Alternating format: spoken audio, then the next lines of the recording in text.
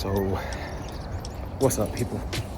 It's been like a week or so since I've been on here, but I just kind of got something on my heart that I just really want to talk about and get off my chest and just really kind of share for where I feel like the times are. First of all, we're moving through extremely turbulent times, and what I mean by that is it's not scary. It's just a place of unfamiliarity, gaining your footing, learning where you're supposed to be. And that's okay, because I think that's one of the most opportune times for creativity to exist.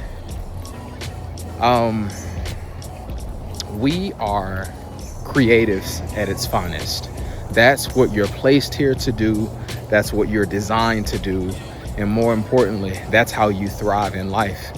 It's through creativity, through making things, through adding value. So through the times that we're living through, AI and, artificial intelligence and the problems that we're facing in life, it's just time. I just think that it calls us for a different perspective and a paradigm shift.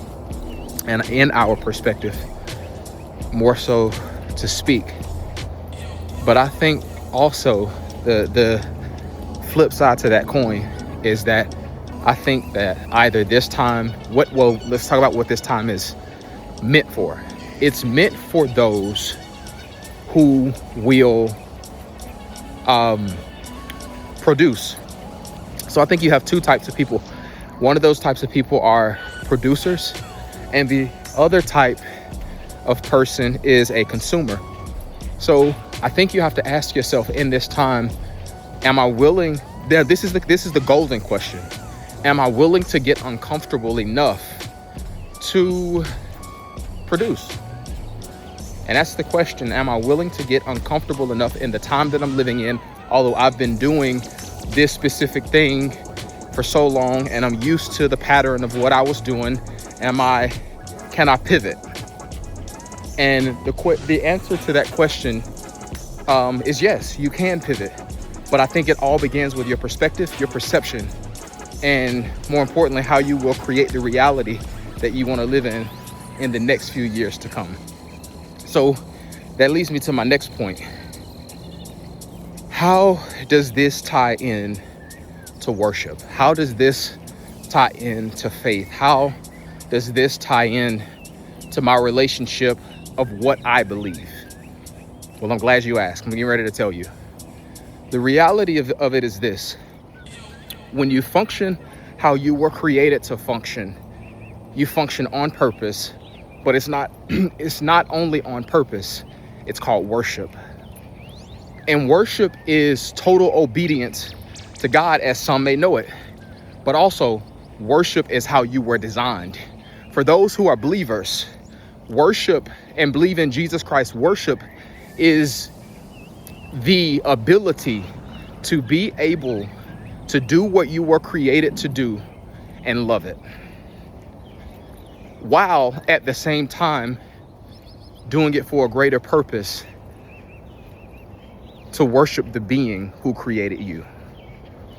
And so I'm saying that because the mere fact of it is this: if we were created to worship, then the reality of worship is finding what you were created to do with intention, which adds value.